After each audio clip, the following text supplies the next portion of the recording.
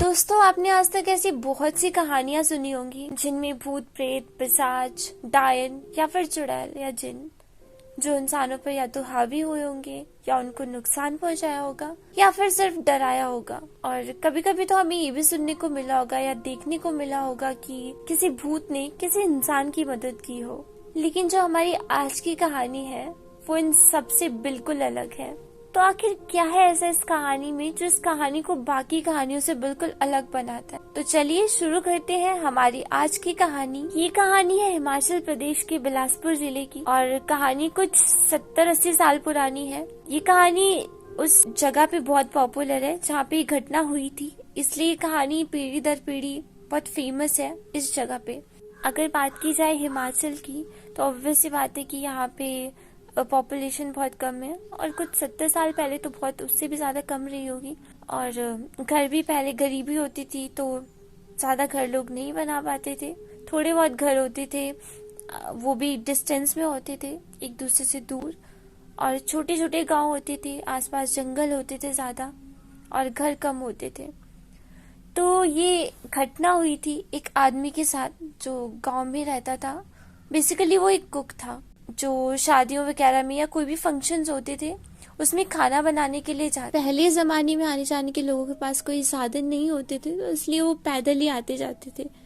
तो एक रात वो भी ऐसे ही किसी फंक्शन से खाना बना के अपने घर लौट रहे थे। तो रास्ते में पड़ता था जंगल, मोस्टली वहाँ पे उनके घर के आसपास जंगल ही थे, बीच में उनका गांव था। तो वो रात को वापस आ रहे थे। उनको घर आते आते रात के लगभग 2 या 3 बज चुके थे। तो उनके लिए आम बात थी, क्योंकि फंक्शन दूर दूर होते थे, घर लोगों के दूर दूर होते थे, तो उनको बहुत दूर जाना पड़ता था, वो भी पैदल।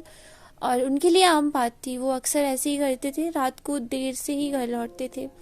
तो उस रात भी लगभग 2 या 3 बजे वो अपने घर वापस आ रहे थे और उनको एक जंगल क्रॉस करना था। तो जैसे वो जंगल को क्रॉस कर रहे थे उनको किसी औरत के रोने की आवाज आई। वो एक अच्छे इंसान थे, इसलिए उन्होंने सोचा कि हो सकता है कि कोई औरत मुसीबत में हो और मुझे जाकर उसकी मदद करनी चाहिए। जैसे ही वो उस तरफ भागे जहाँ से वो रोने की आवाज आ रही थी जोर जोर से, तो थोड़ा नजदीक पहुंचने पर उन्होंने देखा कि एक पेड़ के नीचे, एक बहुत बड़ा पेड़ था, उसके नीचे खड़ी होकर एक औरत जिसने पूरा 16 श्रृंगार किया हुआ है, लाल कपड़े और पूरी दुल्हन की वेशभूषा उसने बनाई है।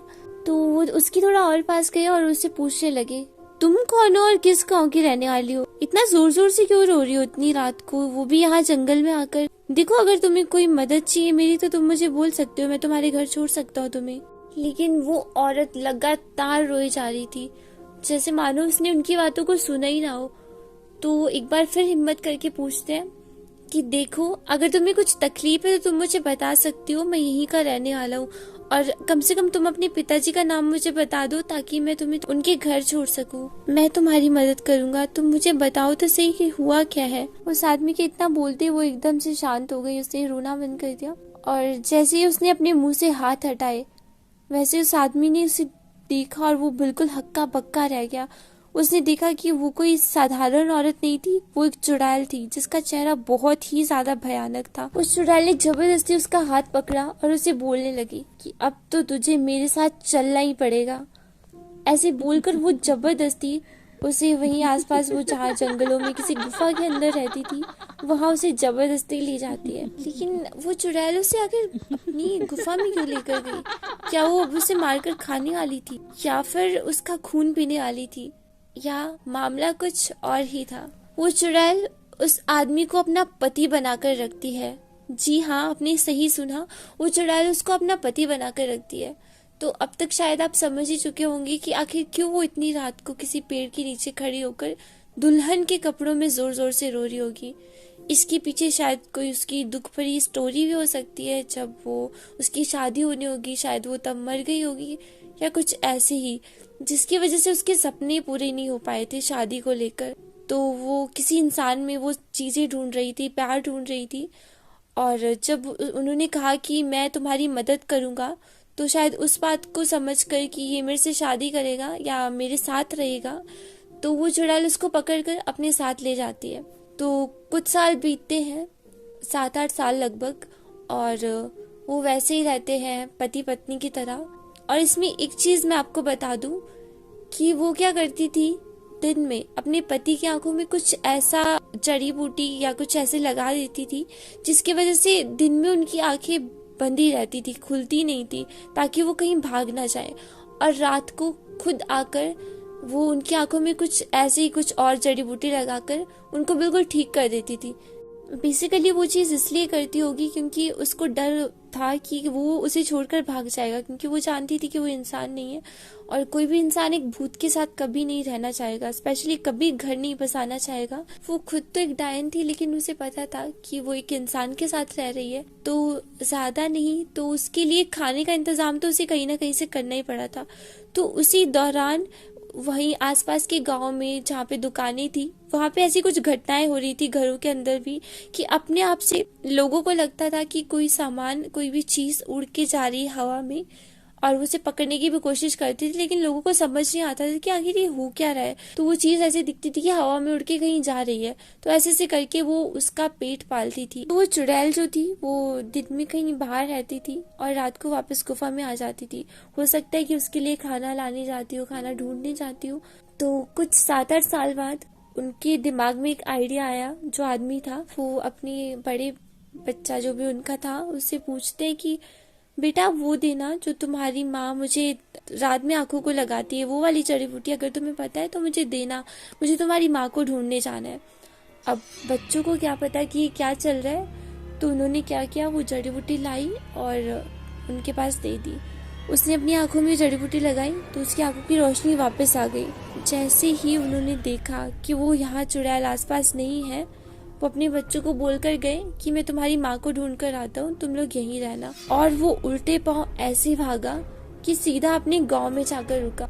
लेकिन वहां जाते वो देखता है कि उसको कोई भी पहचान ही नहीं रहा था, क्योंकि उसका हुलिया ऐसे हो गया था। जो बंदा 7-8 साल से नहीं नहाया, उसके बाल ऐसे लंबे लंबे और बिल्कुल गंदे हो गए थे।